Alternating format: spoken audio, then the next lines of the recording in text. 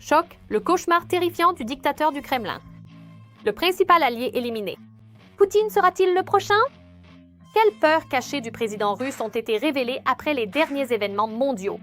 Pendant ce temps, Zelensky continue de lutter pour la paix. Rien n'arrêtera les négociations. La date est fixée. Les Russes à Dubaï sont aussi effrayés que leur président. Les missiles les ont rattrapés, même à l'étranger. En ce moment même, le front s'embrase. Les forces armées ukrainiennes ont lancé une puissante contre-offensive.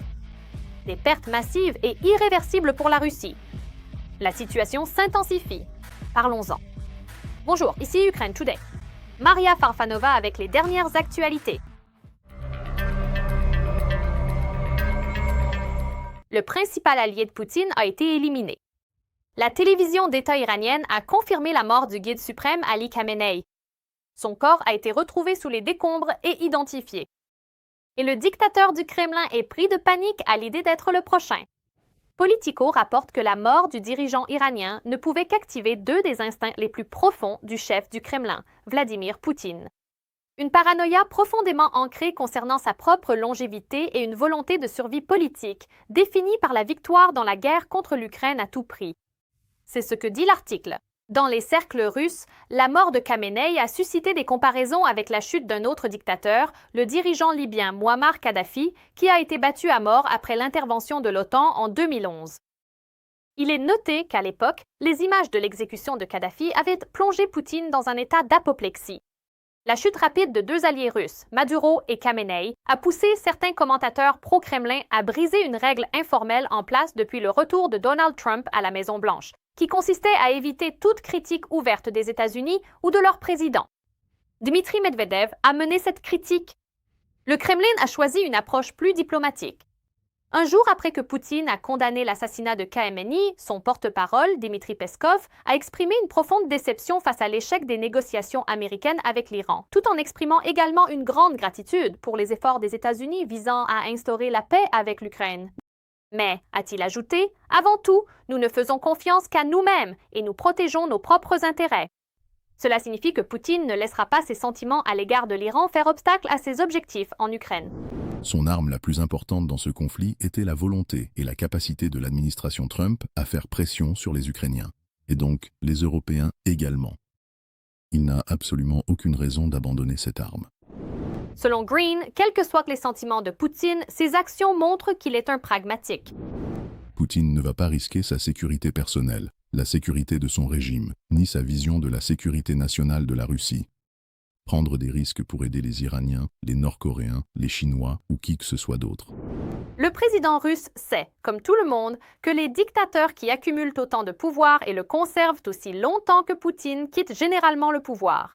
De l'une des deux façons, a dit Green, soit sous arrestation, soit dans un cercueil, et cela le terrifie. Pendant ce temps, Zelensky est plus déterminé que jamais. Même la situation au Moyen-Orient ne le détourne pas de ses efforts de négociation. Le président ukrainien a annoncé la date de la prochaine rencontre bilatérale.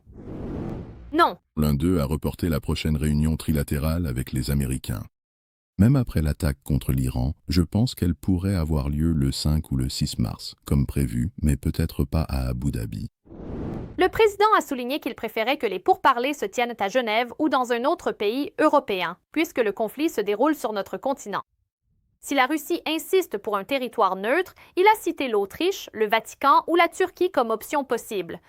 Zelensky a noté que l'échange d'otages reste l'une des questions prioritaires de la prochaine. Il s'agit d'une phase de négociation. Plus tôt, Zelensky a confirmé qu'aucune des deux parties n'avait refusé le prochain cycle de pourparlers de paix. En raison des risques de sécurité à Abu Dhabi, la Turquie et la Suisse sont envisagées comme lieux alternatifs. Selon le président, la réunion pourrait avoir lieu provisoirement entre le 5 et le 9 mars. Il a exprimé l'espoir qu'en raison de l'intensification des contacts diplomatiques au Moyen-Orient, le processus d'échange de prisonniers pourrait avoir lieu même avant la date prévue. Zelensky a souligné que garantir la sécurité des participants et préparer le lieu restèrent des tâches clés pour la partie ukrainienne, et que les négociations doivent servir à rétablir la paix et la stabilité sur le continent. Des drones et des missiles au-dessus de leur tête, de longues heures passées dans des abris souterrains et aucune possibilité de quitter cet enfer. Des milliers de Russes venus aux Émirats arabes unis en quête de repos et de divertissement se sont retrouvés otages de la guerre qui a éclaté au Moyen-Orient. Les détails dans notre reportage. C'est tellement bien ici. La guerre a atteint les Émirats arabes unis.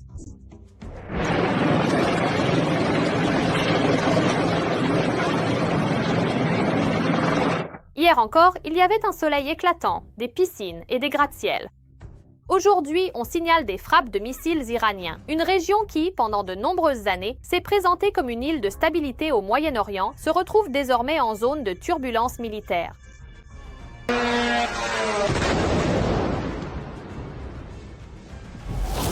Les voyageurs venus de Russie vivent la situation de manière particulièrement aiguë. Oh, encore un autre. Après 2022, les citoyens russes ont commencé à s'installer massivement à Dubaï. Ils ont ouvert des comptes bancaires, acheté des biens immobiliers et fait venir leurs familles.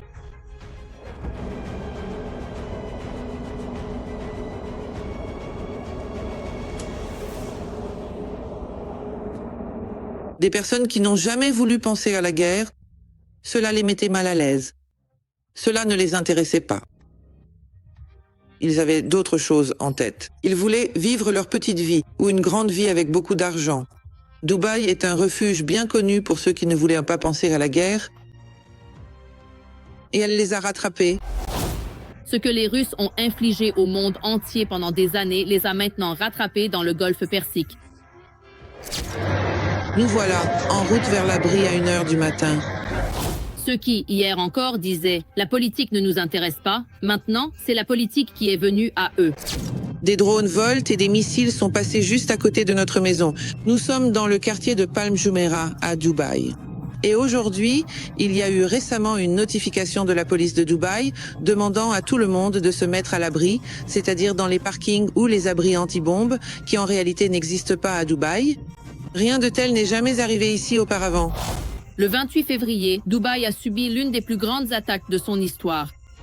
Des drones et des missiles tombaient pratiquement en plein centre-ville. Le Fairmont, l'hôtel Palm sur l'île artificielle de Palm Jumeirah a été pris pour cible. Un incendie s'est déclaré aux étages supérieurs et 4 personnes ont été blessées. Oh mon Dieu, quel cauchemar. Le légendaire Burj Al Arab a également été attaqué. Après une frappe de drone, une partie de la façade a pris feu. Quelque chose vient de brûler dans le ciel ici. Quelque chose à l'intérieur a pris feu. Je crois qu'il y a une sorte d'incendie là-bas. Quelque chose vient de prendre feu juste derrière le Burj. Et il y a eu une explosion très puissante. L'Iran continue d'attaquer Dubaï. Les systèmes de défense aérienne continuent de fonctionner sans interruption. La ville, habituée à vivre 24 heures sur 24, s'est pratiquement arrêtée. Les gens se cachent des frappes dans les chambres d'hôtel et les parkings souterrains. L'opéra de Dubaï, le Burj Khalifa. Il n'y a pratiquement personne dans les environs. Il y a quelques personnes ici et là, mais les foules habituelles ont complètement disparu. L'un des missiles est tombé à seulement quelques mètres des appartements de luxe et des villas privées où séjournent notamment des touristes russes. Les vitres des bâtiments ont été soufflées et les façades criblées d'éclats. Voilà, c'est notre immeuble. Et c'est juste ici que ce missile est tombé. Quelque chose vole au-dessus de nous en ce moment aussi. La police est arrivée. Les opérations des aéroports clés de Dubaï International et Al Maktoum ont été effectivement interrompues après qu'un drone a frappé l'un des terminaux. Selon l'association russe des voyagistes, au moins 20 000 touristes russes sont bloqués aux Émirats arabes unis. Les terminaux sont fermés. Nous sommes debout à l'entrée. Tout est calme autour de nous. Nous attendons. Il y a de l'eau ? Les touristes russes essaient de quitter le pays non seulement par avion, mais aussi par la mer. Les Russes achètent des billets pour des paquebots de croisière, espérant contourner les restrictions aériennes et quitter la région via le golfe Persique. Cependant, cet itinéraire est également devenu indisponible. En raison de la fermeture de l'espace aérien, des dizaines de touristes russes se sont retrouvés bloqués à l'île Maurice, une petite île de l'océan Indien. Aux Émirats arabes unis, ils étaient censés prendre une correspondance pour rentrer chez eux.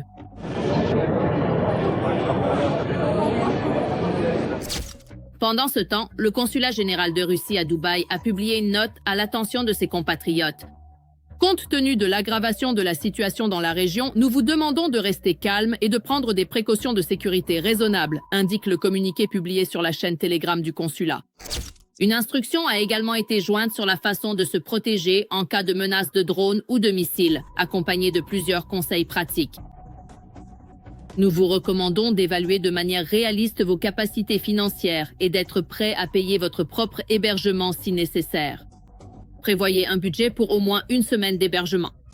Si vous manquez d'argent, essayez d'utiliser l'Internet de l'hôtel pour chercher d'autres options d'hébergement. Et tandis que certains touristes paniquent et rêvent de rentrer chez eux, d'autres continuent de profiter de leurs vacances comme si de rien n'était autour d'eux. Ils prennent le soleil sur les plages, nagent dans la mer et construisent des châteaux de sable avec leurs enfants, le tout sur fond de drones et de roquettes qui volent.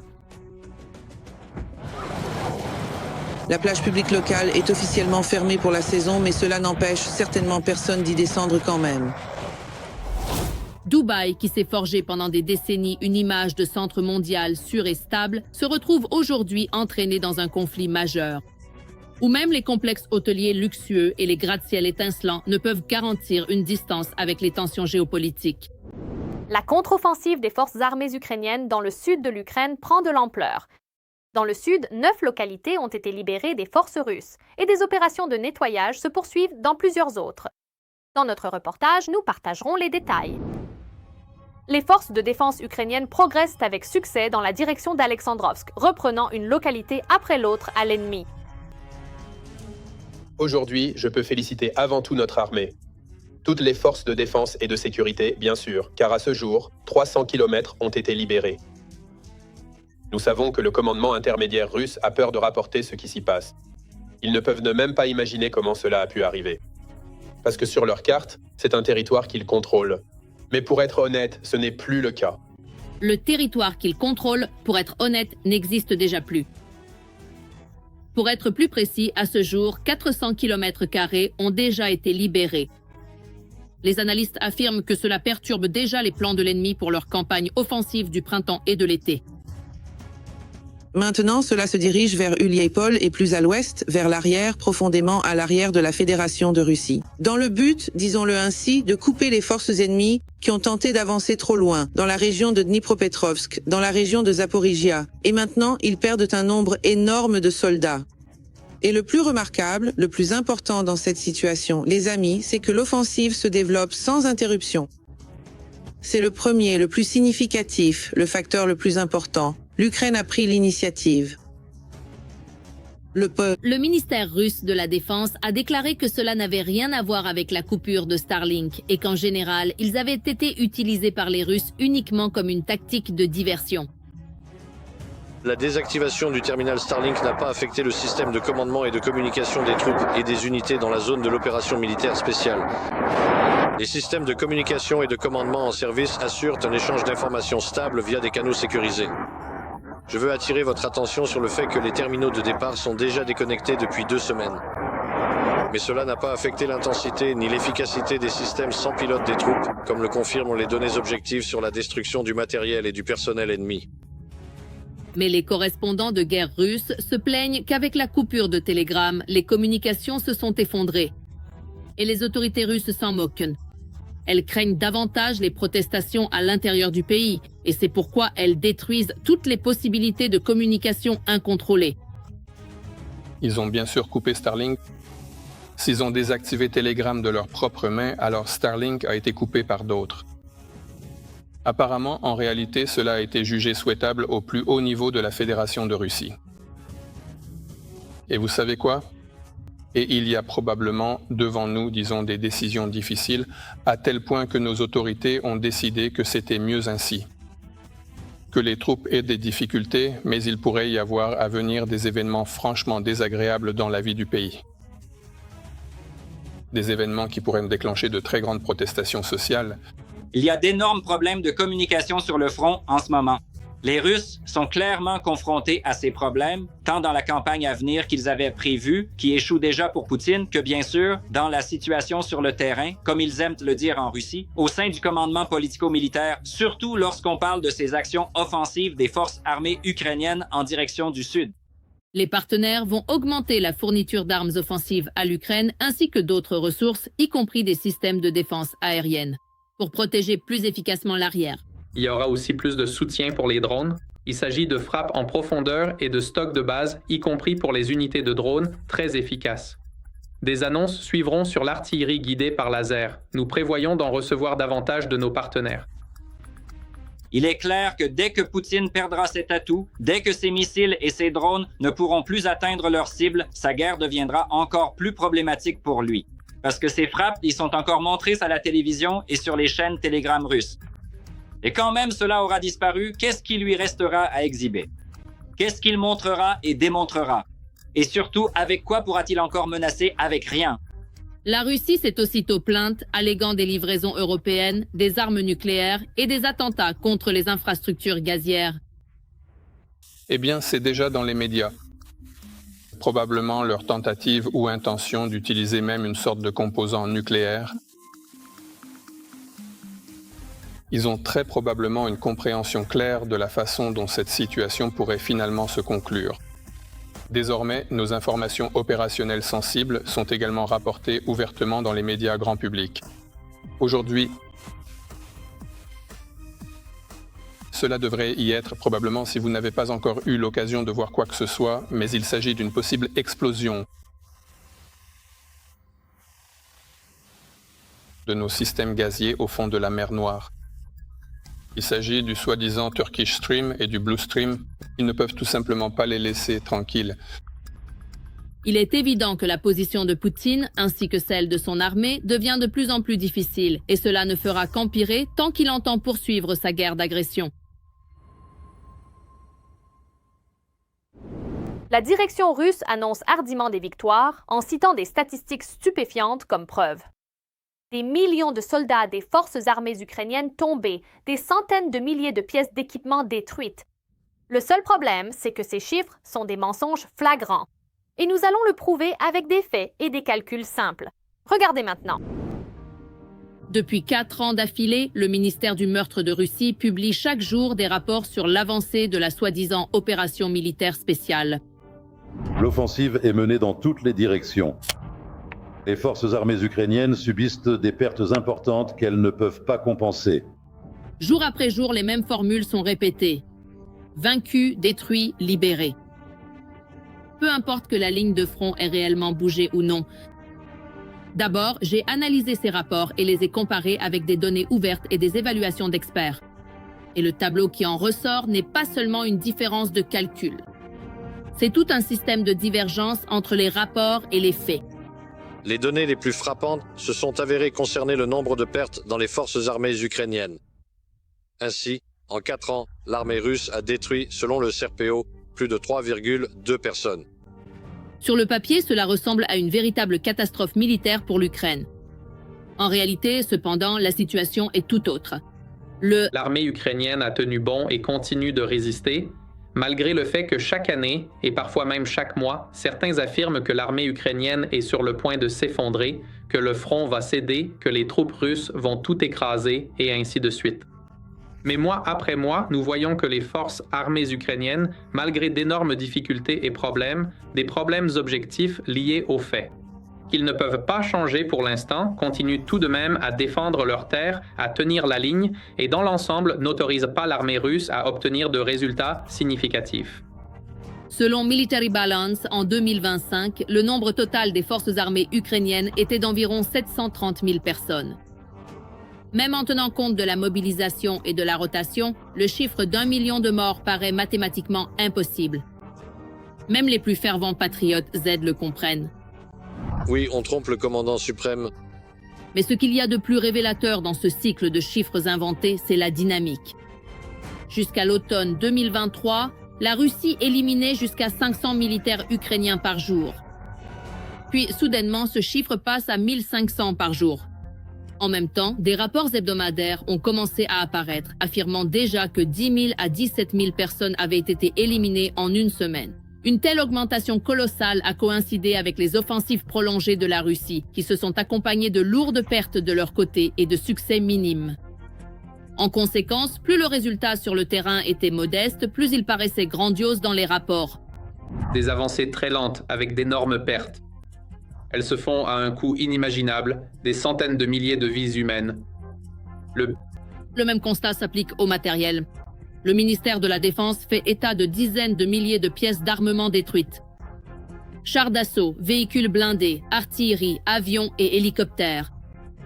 Par exemple, en mars 2024, le ministère de la Défense a fait état de plus de 15 000 chars détruits, de près de 600 avions et de centaines d'hélicoptères.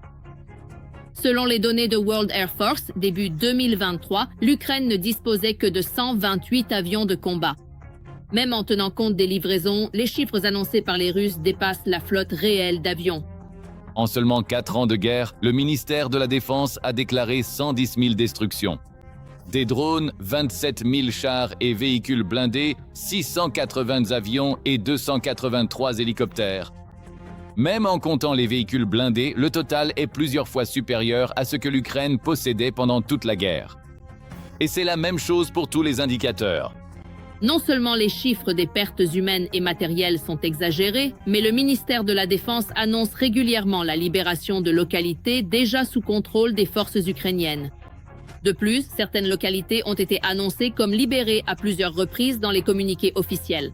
Par exemple, le chef d'état-major général Gerasimov a annoncé la prise de la ville ukrainienne de Kupiansk en novembre. Les unités du groupe Ouest ont libéré la ville de Kupiansk. Le voici de nouveau en train de parler de la prise de la même ville, mais cette fois en janvier. Kupiansk-Kuzlovoï a été libéré. Cette tactique a été surnommée en plaisantant « prise à crédit » par les partisans du ZEI. Une victoire est enregistrée rétroactivement pour maintenir, pour ainsi dire, l'image du succès. Et tandis que l'ennemi se vante de ses succès, la réalité de l'autre côté de la frontière est tout autre. Il a été déclaré que nous avons environ 700 000 personnes dans la zone de l'opération militaire spéciale. Regardons également les données officielles. Au début de l'OMS, le chiffre annoncé était de 400 000. La question se pose immédiatement. Cela prend-il en compte le corps de Donetsk ou non? Mais supposons que ce n'est pas pris en compte. Ensuite, mobilisation de 300 000 soldats sous contrat pour 2022. Je ne suis pas encore tombé sur le chiffre, mais vous pouvez le trouver. C'est le nombre de contrats signés pour 2023, plus 560 000 pour l'année 2024, plus 400 000 pour 2025. Les données officielles indiquent environ 400 000 là-bas. 411, je crois, ont signé des contrats. Donc au total, nous avons 2,2 millions. La question est la suivante. Étant donné la différence entre 7 et 100 000, il y a une interrogation concernant 1 500 000. 4 années de statistiques quotidiennes ont créé une image parallèle de la guerre. Dans celle-ci, l'Ukraine subirait soi-disant des pertes catastrophiques. Le matériel est détruit plus vite qu'il ne peut être produit. Des localités sont libérées plusieurs fois. Et plus ces chiffres augmentent, plus les Russes se rapprochent du fiasco. Que pensez-vous des derniers événements? Partagez votre avis dans les commentaires, aimez la vidéo et abonnez-vous pour rester informé des principaux titres. À bientôt!